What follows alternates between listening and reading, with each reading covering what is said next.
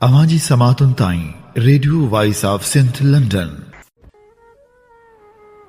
न ख़बर न ख्वाब न को ओठी आयो, हुते जो हित कहीं ॾिनो कोन जवाब।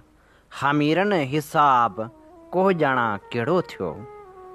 भलारे बिटतणी जे भलारे बैत सां मुंहिंजी आवाज़ मुसाफ़िर radio voice of Sindh London तां थी दुनिया जी कुंड कुड़छ ताईं जंहिंजा माॻ ॿुधिजे पियो उन्हनि मिड़नी महिरबाननि खे सिक भरियो सलाम शाल क़बूल पवे।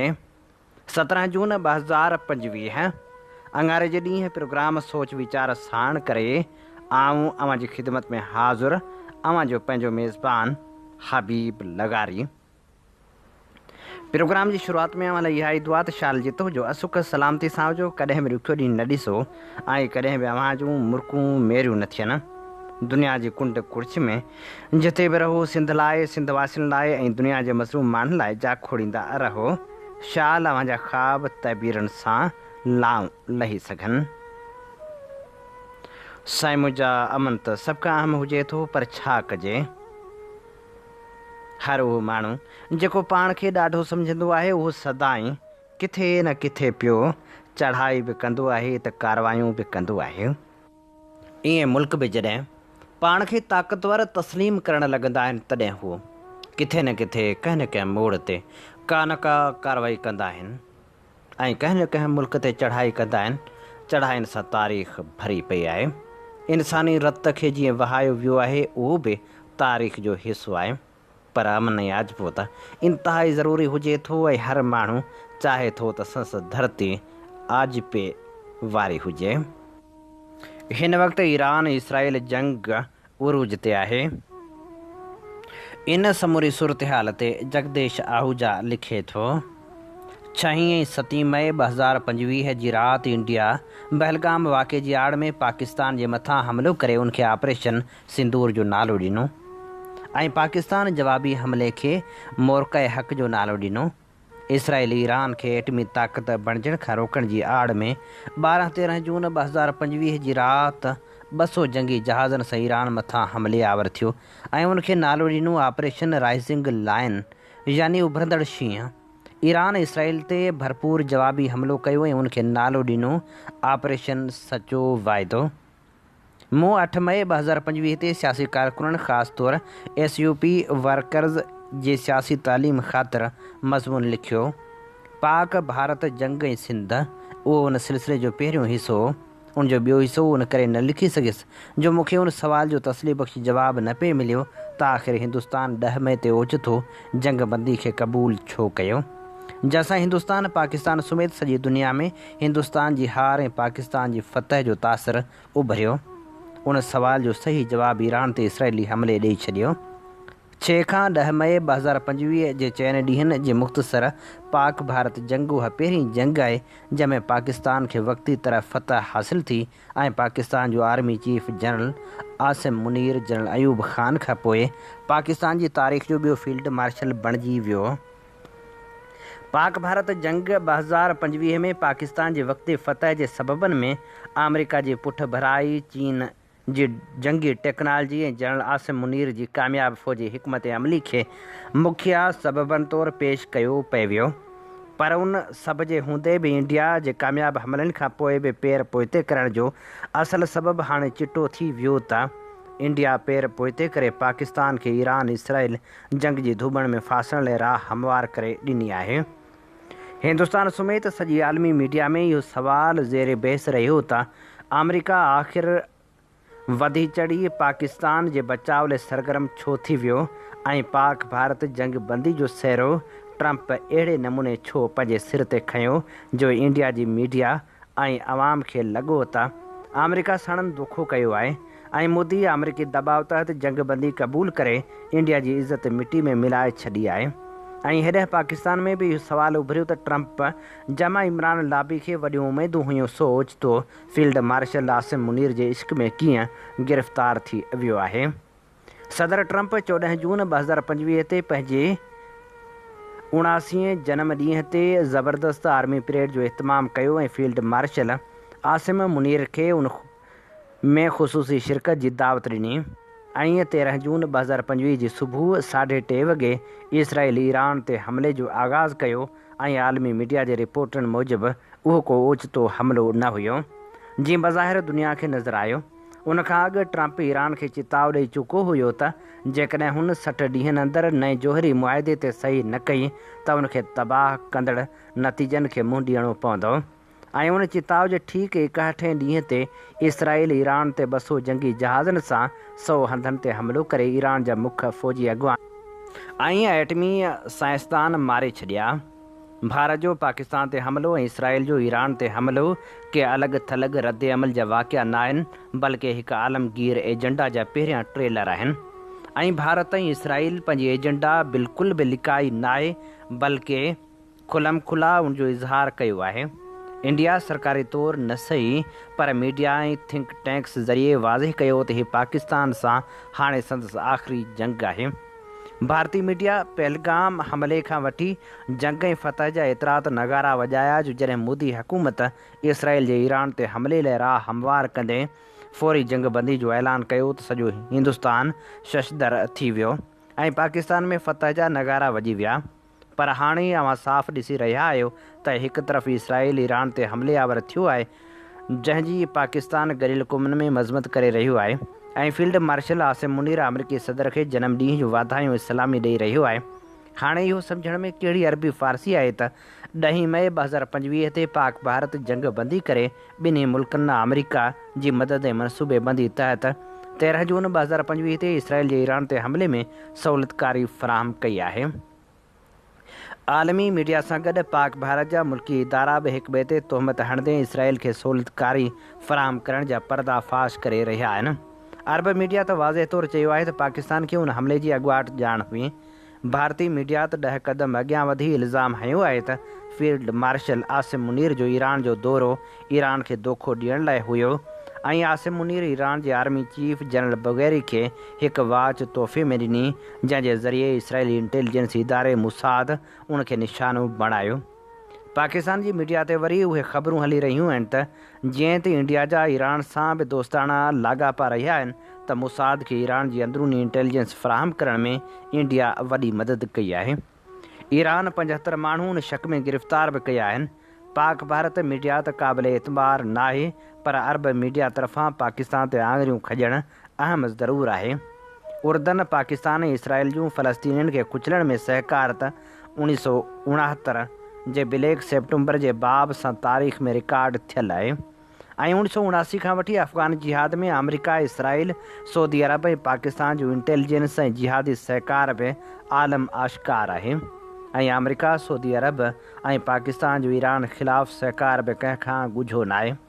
पाकिस्तान बज़ाहिर ते इसराइल जी मुखालफ़त ऐं फ़लस्तीन जी हिमायत जो ड्रामो रचाईंदो आहे, पर हिंदुस्तान जी मोदी सरकार पंहिंजे इसराइल सां लाॻापनि ते कॾहिं बि परदो न रखियो आहे, बल्कि पाकिस्तान जी मुनाफ़िक़ाणी पॉलिसी बरअक्स हिन इसराइल सां ऐलानियल लाॻापा रखिया आहिनि। बाक़ी ईरान ते इसराइल जे हमले में सहूलियतकारी फ़राहम करे इंडिया ईरान सां या दोखो ऐं मुनाफ़िक़त कई आहे या हिते इंडिया ॿधारी तलवार जो कमु कयो आहे, यानी इसराइल खे ईरान जे ऐं ईरान खे इसराइल जी इंटेलिजेंस फ़राहम कई आहे। ईरान जे इसराइल ते भरपूर जवाबी हमले खां पोइ इसराइली ज़रीन वटां अहिड़नि ख़दशनि जो इज़हार थियो आहे ऐं इसराइली फ़ौज पारां जेको नक्शो मंज़र ते आयो आहे उन में इंडियन कश्मीर खे पाकिस्तान जो हिसो ॼाणायो वियो आहे, जंहिं ते इंडिया जे एहतिजाज खां पोइ उन माज़रत कई आहे, पर उहो नक्शो अॼु बि वेबसाइट तां हटायो नाहे वियो। मुल्की ऐं बैनुल अक़वामी सियासत खे सम्झण लाइ इहो सम्झणु ज़रूरी आहे त हींअर दुनिया ते ग़ालिब इस्तिहसाली हुकुमरान तबक़नि ऐं क़ौमुनि जा इस्तिहसाली मुफ़ाद आहिनि, जंहिंजो न को नज़रियो आहे, न उसूल, न इंसान दोस्ती, न को मज़हब, जमहूरियत, सोशलिज़म, इस्लाम, हिंदुत्वा वग़ैरह जा सभु राग पंहिंजे पंहिंजे मुफ़ादनि जे तहफ़ुज़ लाइ हथियार तौरु हर को इस्तेमालु करे रहियो आहे। ऐं ॿियो त हिते कोई बि कंहिंजो दोस्त न आहे। अॼु जो दोस्त सुभाणे जो दुश्मन त सभिनी ॿुधो आहे, पर अॼु जी दुनिया में अॼु जो दोस्त अॼु जो सभ खां वॾो दुश्मन थींदे तव्हां ॾिसी सघो था। उन करे मुल्की तौरु बैनुल अक़वामी सियासत खे हाणे अछे ऐं कारे जी ॿरंगी ऐनक सां ॾिसणु छॾे ॾियो। दुनिया घणरंगी आहे। सभ खां वधीक ध्यानु उन पासे ॾियो त हीअ जेको जंगी जनून उभरी रहियो आहे ऐं इंसानी जो क़त्लेआम थी रहियो आहे, असां पाण खे उन इंसान दुश्मन जंगी जनून जो शिकार थियणु न ॾियूं ऐं इंसान दोस्त सिंधू तहज़ीब जे वारस हुअण जे नाते सिंध जी ऐं इंसान ज़ात जी भलाई जूं राहूं तलाश कयूं। हीअ असीं अवां जी ख़िदमत में पेश करे रहिया हुआसीं जगदेश आहूजा जो लिखियल ख़ूबसूरत लेख। अवां जी समातुनि ताईं radio voice of Sindh London.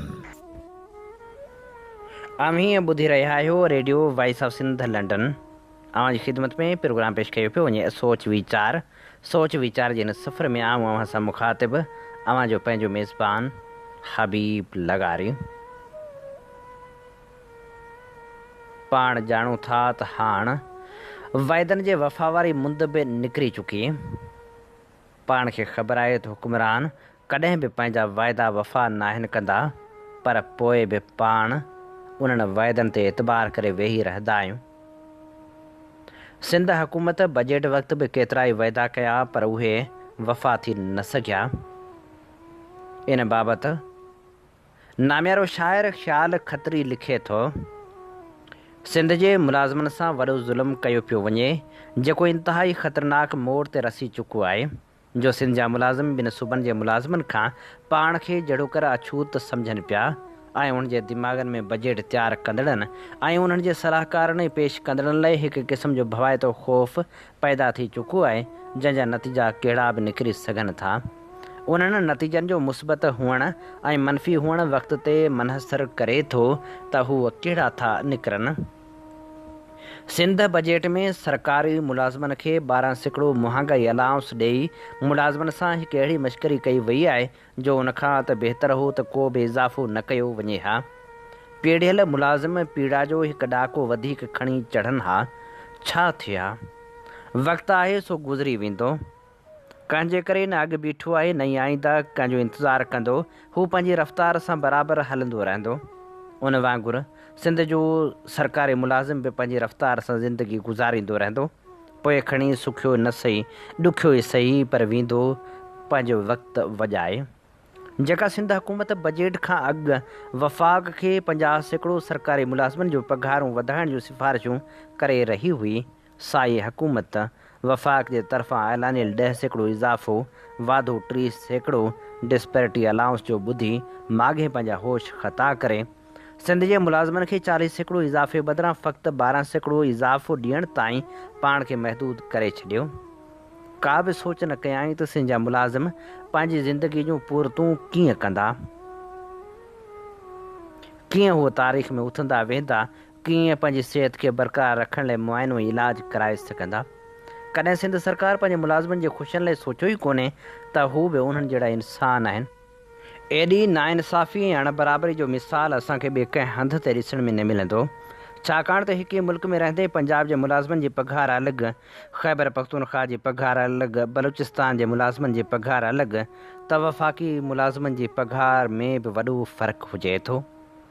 एतिरो ई न, पर साॻे मुल्क जी साॻी सतह जे निजी इदारनि जे मुलाज़िमनि जी पघार में ज़मीन आसमान जो फ़र्क़ु ॾिसण में अचे थो। तव्हां वरी तेल ऐं गैस कंपनी जे मुलाज़िमनि जी पघार ॾिसो ऐं वरी ॿियनि खातनि जी साॻी पोस्ट ते मुक़ररु हिकु ग्रेड वारे मुलाज़िम खे ॾिसंदो त तमामु घणो फ़र्क़ु ॾिसण में ईंदो। असांजे हुकुमराननि खे ख़ासि करे सिंध जे सूबाई हाकिमनि खे पंहिंजे मुलाज़िमनि जे ख़ुशियुनि खे बरक़रार रखण लाइ पंहिंजो जोॻो किरदारु अदा करणु घुरिजे। सिंध सरकार खे घुरिजे त सिंध जे मुलाज़िमनि खे मायूसी ऐं अहसास महरूमी मां कढी उन्हनि खे बि उहे ई मराहतूं ॾियनि जेके वफ़ाक़ी मुलाज़िमनि ऐं ॿियनि सूबनि जे मुलाज़िमनि खे मिली रहियूं आहिनि। सिंध सरकार ते मुलाज़िमनि जो पूरो हक़ु आहे त हूअ उन्हनि खे हर सहूलियत, जंहिंमें सिहत, रिहाइश, कन्वेंस, यूटिलिटी बिलनि जी अदायगी सां गॾु बाक़ी ॿिनि खातनि जा मराहतूं बिना देर जे मुहैया कयूं वञनि। हीअ असीं अवां जे समातनि जी नज़र करे रहिया हुआसीं ख़्याल खत्री जो ख़ूबसूरत लेख। अवां जी समातुनि ताईं radio voice of Sindh London. Radio voice of Sindh London तां अवां जी ख़िदमत में प्रोग्राम पेश कयो पियो वञे सोच वीचार जे हिन सफ़र में आऊं अवां सां मुखातिब अवां जो पंहिंजो मेज़बान हबीब लगारी।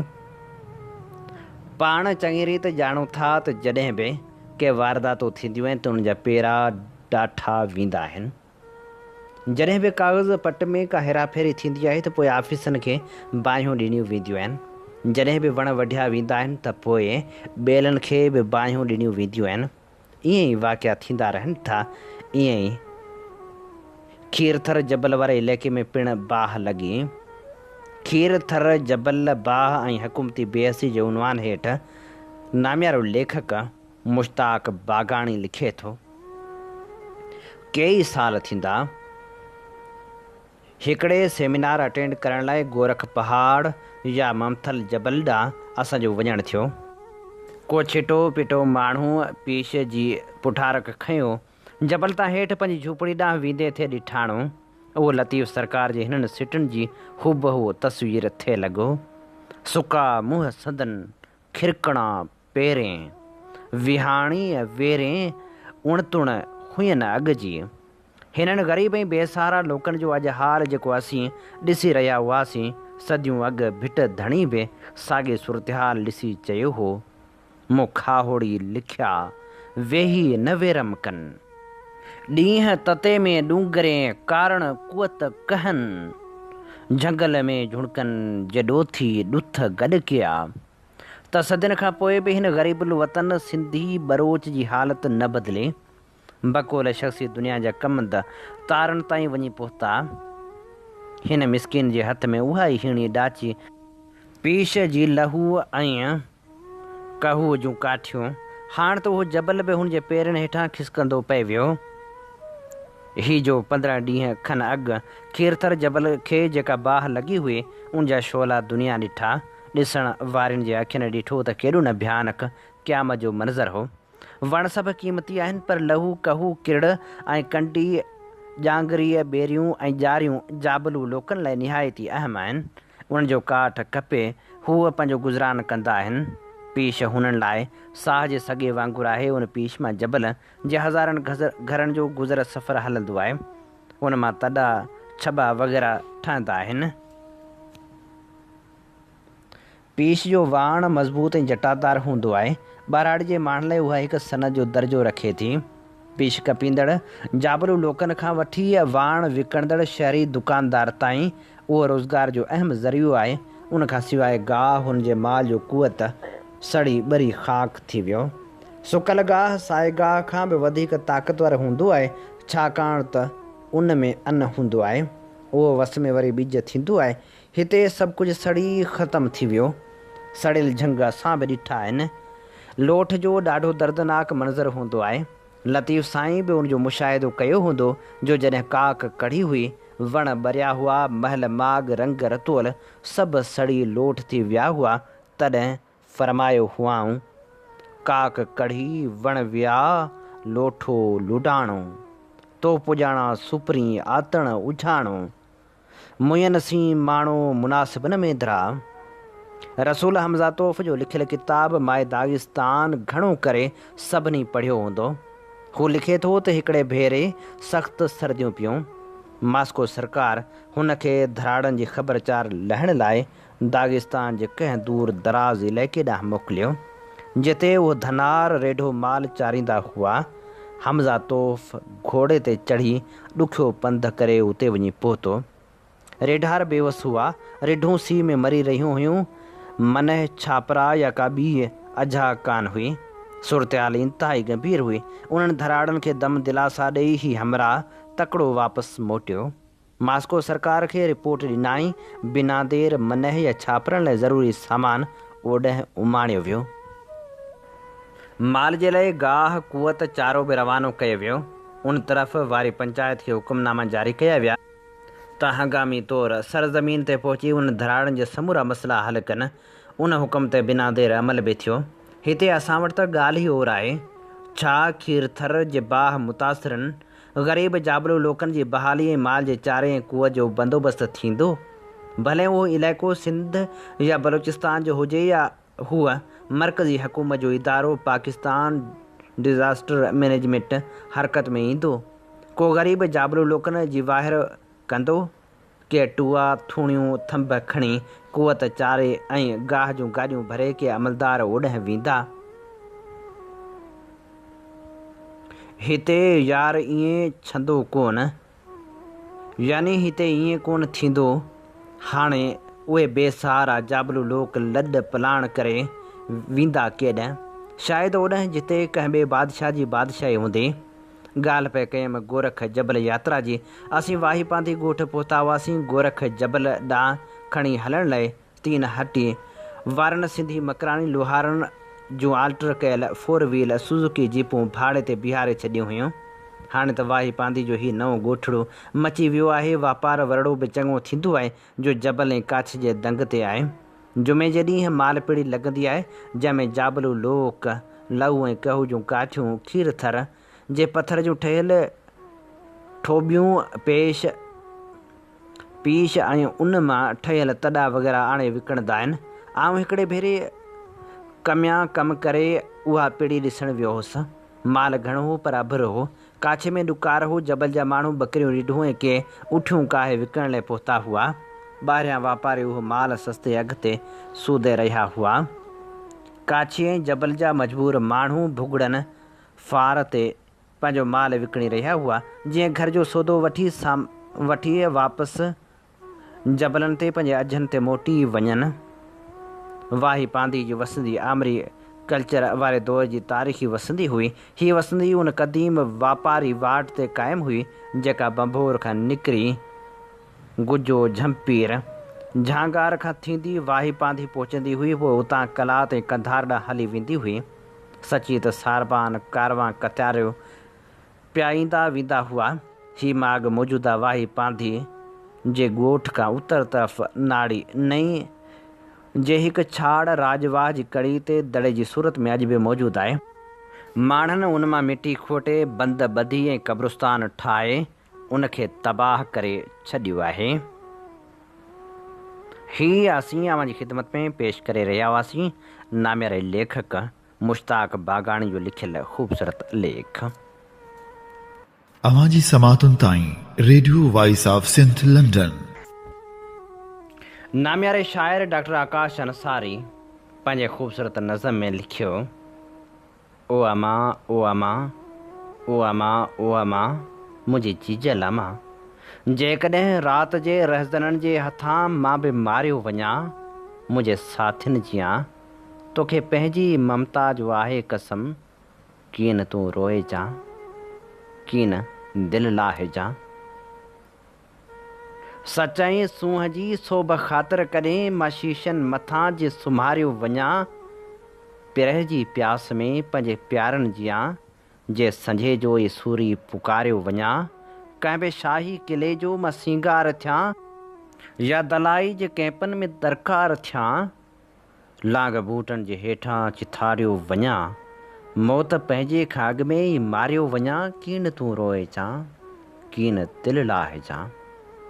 मुंहिंजे राहनि में रत जी या ख़ुशबू रचियल, मुंहिंजे साहनि में आ बंद जी बूइ भिनल, मुंहिंजे सोचनि ते सदियुनि खां पहिरां पियल, मुंहिंजी नस नस में नासूर आहिनि खुलियल, मुंहिंजे गस गस में पिण गुर्ज़ भाला टंगियल, मुंहिंजी विख विख ते वेरियुनि जूं वारूं थियल, मुंहिंजे कुख कुख में पंहिंजनि जा खंजर खुतल, मुंहिंजी तारीख़ सदियुनि जी कर्ज़ी थियल, मुंहिंजी ॿोली बि आ ॿाली शाही बणियल, मुंहिंजे मारुनि मथां मोता मछरियल, मुंहिंजे सांगियुनि जो केॾो सितमा सटल, को अटियासनि टंगियल, को कढ़ाइनि कढ़ियल, ॾस त ॾेह में ॾाढ केॾो मतल, जो बि हथ थियो उभो सोई हथा कपियल, हेॾे ॾहकाव में केस कहकाव में, कीअं सभु कुझु सां कीअं चुप मां रहां, मुंहिंजी ॾाही अमा मुंहिंजी ॾाही अमा, कीअं न मूंखे तूं झल, कीअं न मूंखे तूं पल,